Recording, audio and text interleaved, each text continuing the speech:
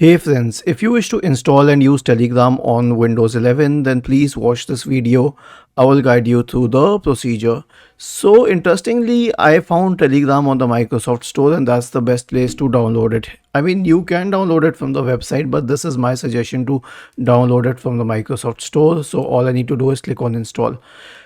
To download it from the website, type Telegram in the Bing search bar and then go to this desktop.telegram.com option and click on download and then click on get Telegram for Windows 64 x64. Now I can click on open and it will start installing, but I am already installing it from the Microsoft Store. And why do I prefer the Microsoft Store? Because it's safe, it won't push malware and all.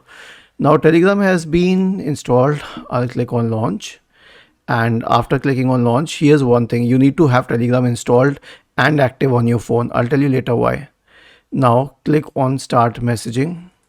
Click on the three lines on your phone in Telegram app and then go to settings, then scroll down and go to devices and then click on link desktop device and then scan it. And once you scan it, you will be in Telegram. Was this helpful? If yes, then please subscribe to the channel, and if not, then let us know in the comment section of this video on how we could help you further. Thank you for watching this video and have a nice day.